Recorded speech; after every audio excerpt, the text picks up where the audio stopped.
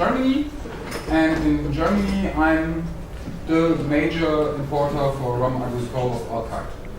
I brought you a little selection just to show you a little bit what Agricole means.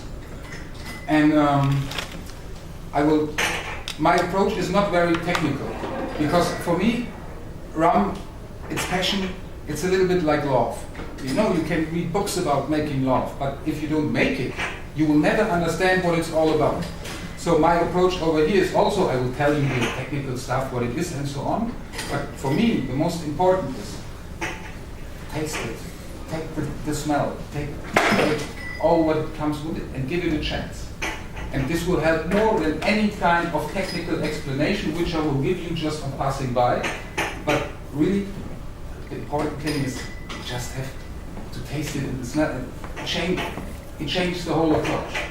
Because, you know, you can have the best product in the world about quality. If the taste is not good, all the quality, forget about it. So, what I love about this is it's not only good, but it's also really good taste. So you have everything in one bottle. And it's difficult to explain, so I will just start by serving you something. I'll start with something very, very special to show you the importance of terroir. When we talk about rum Agricole, forget about spirits. Think about wine. Like at wine, it's important, where's the water coming from? What's the soil like? Because when you work this carefully with the product, as the people on these islands do, then it comes into play that water makes a difference about the taste. It comes into place that a soil comes into place. And to show this in a way that everybody understands directly, one producer, it's François Jr., who took over the company about 3 years ago. The first thing he did was show a white rum which classifies terroir. Because the problem he had before, like everybody else, they have a lot of visitors. And then they explain all this terroir stuff to them, and you have in every group at least one who doesn't believe and who starts arguing.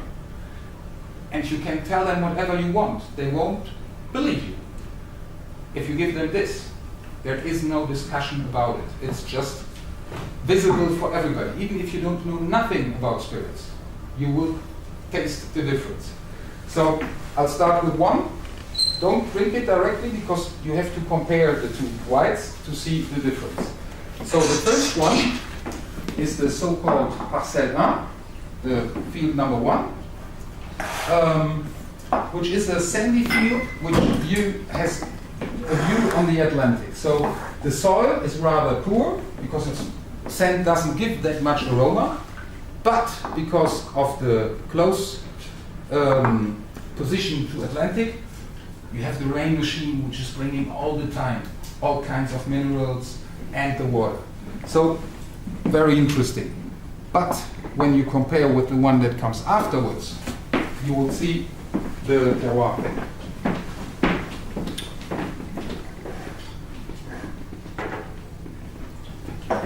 Yeah. You want some too? Who do you see?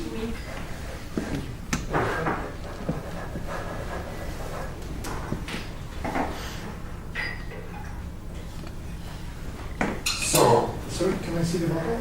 Yes. Okay. And once you have those, you have to compare. So this is the 1, and this is the 9.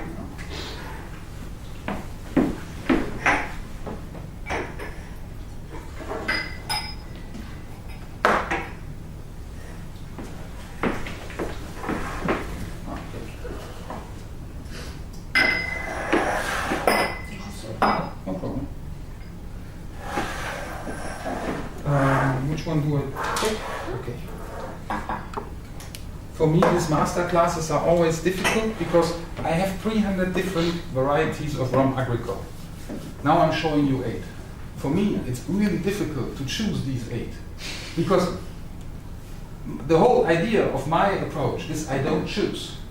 I take everything, I offer everything, and I show everything. Because every single rum is different from the other. So this is not that you can say this one is better than this one, but they are all different.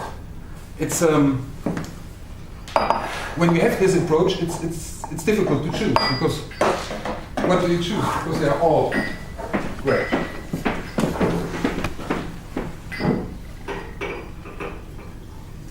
So the second one, as you can see, the bottle looks nearly the same. Only on one is marked Parcelle 1, other one is Parcelle 9. This is just two different fields. This one is the Atlantic field, and the 9, the second one you got, is about 2 kilometers away, but at 800 meter height, on the shore of an active volcano on the island of Guadeloupe. So the soil is completely different, because on the 9 it's very black, very volcanic, very mineralic soil, and also the volcano is very high, so they don't need rainwater, but he picks it out of the cloud, like we have it over here. So the water the plant gets is coming from below, it's source water, and this makes the big difference. Everybody tells me which one he likes more. This is how you feel. I sell both of them, so I don't mind. Whichever you choose, for me, important thing is to make you taste the difference in a product which is 100% the same. Everything is the same. Same year, same fermentation, same distillation. It's even the same people. I mean, the company only has 8 people, so when they harvest something, they're all going harvest.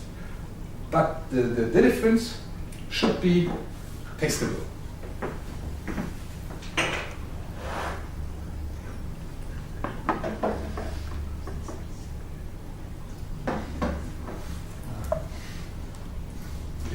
About the tasting, I would suggest not to shake, because with 55% there is a danger that you have like an alcohol cloud which is going up, and if you get this in the nose, forget about the rest of the tasting. It just burns everything away. The other thing is, at least in Germany, where people are not used to normal alcohol, they use the sweet stuff, just take a little drop to use your tongue on the hard liquor, and then you taste the rest. This is the way how I would do it. But at the end, everybody does how he feels like. When you go to Martinique itself and you tell them, yeah, just one small drop, they watch you take the glass and drink it. This is not their approach. But it's the same if you go to wine regions and you see how these people drink their wine has nothing to do with our.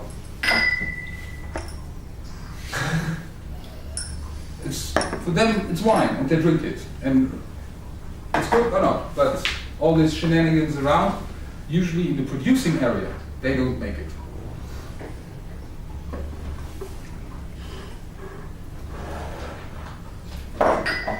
So,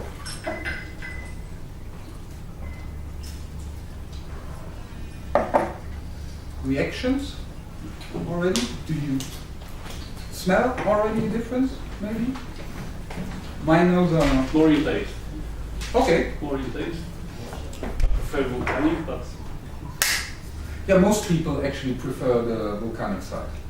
Actually, the first one, for me, it's more flavor, like flowers or something like that. I mean, it's always, Agricole is not sweet, but the scientific word for it would be fruity. Because to make the difference between the sweetness of sugar and the sweetness of fruits. Because there is nothing added, no sugar added, no whatsoever. So usually it's a little bit more harsh, but the aroma palette is much larger. As far as I'm concerned, for no matter which rum Agricole I'm drinking, you know, I have them all in my store, I all have them open, I can drink them every day. Some of them I do drink every day. And every time I discover something new. Can be just a slight difference, something that I didn't smell or taste before. But there's always something new. It's, for me, rum Agricole never gets boring, because there's always another facet of this whole thing that changes at the end the image. To say it with the words of my master, he always said, yeah, you know, the others, they are making round rum, mild rum, they're making balls. We are making diamonds with a lot of facets and a lot of shining lights that you see. I like this image. So everybody got the difference. Yeah. And it's really only because of the soil. Everything else is the same. And for me, this product has been a revelation because I never saw it that clear, that precisely visible for everybody. Okay, this is terroir, because it was made to show terroir. This is what makes it, especially for tastings, interesting, because explains himself. The next one I would like to show you, just to show a little bit how big Agricole is becoming right now, is an Agricole from Thailand. It's very funny. It's an Italian guy from France, a descendant of an old rapper family, who fell in love with a girl from Thailand, who moved over to Thailand, and who loves Thailand and everything. But after 3 years doing nothing in Thailand, he was bored. And he was thinking about, what can I do? And he was like, okay, the only thing I know how to do, which I can do also in Thailand, is doing rum. So he started doing rum. And he's now in his 4th year. Next year will be his first aged rum that he will bring out. And until now he only has white. But for the fact that he's only doing it for 3 years right now, the result is, as far as I'm concerned, exceptional for somebody who's doing it just right now.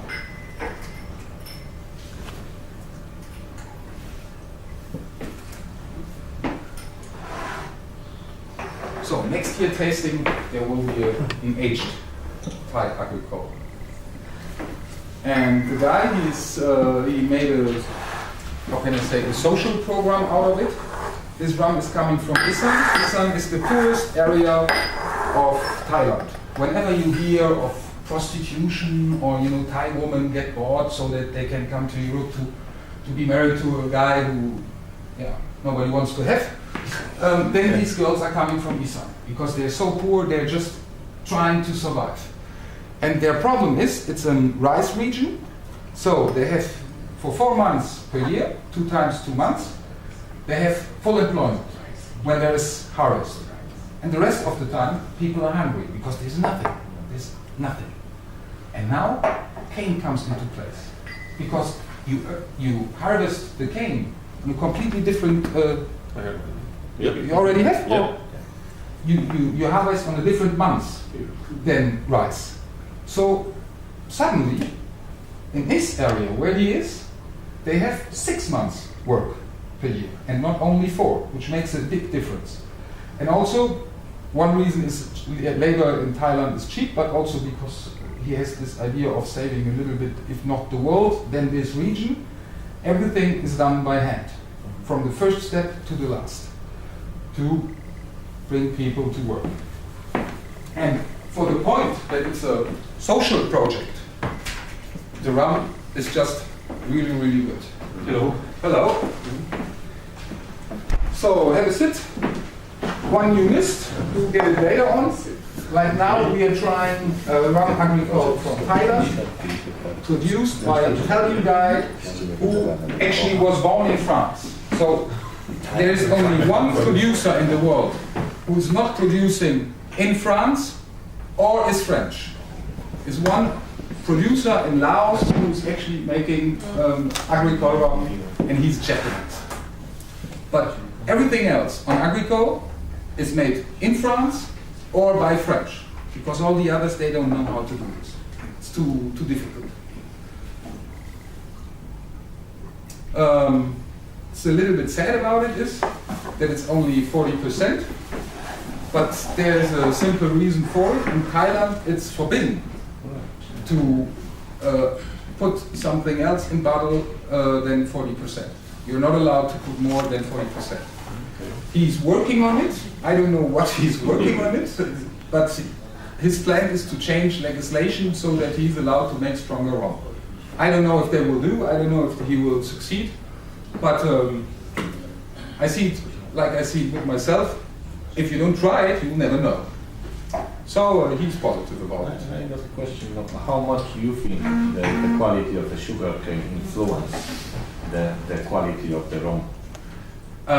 Because we've got, let's say, British Guyana, which of West Guyana, which got a different quality probably than to Thailand.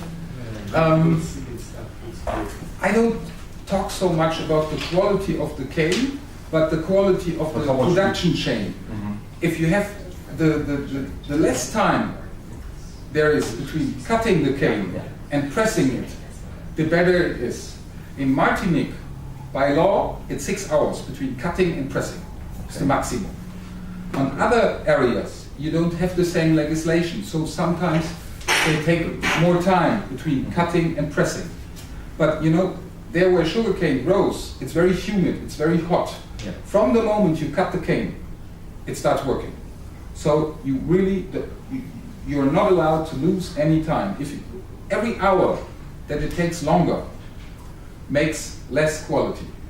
So it's not so much about the cane itself, because every cane has a different taste and a different specialization that you can look for. But the thing is really, from the cutting on, it has to be fast, it has to be clean, and it has to be professional. When you're waiting, you're just, you know, destroying the product. This is the thing about it. So how do you like the Chiron? Because for me, it's my new... Actually, it's weird. It's weird. No, I have even stranger stuff, but I thought, okay.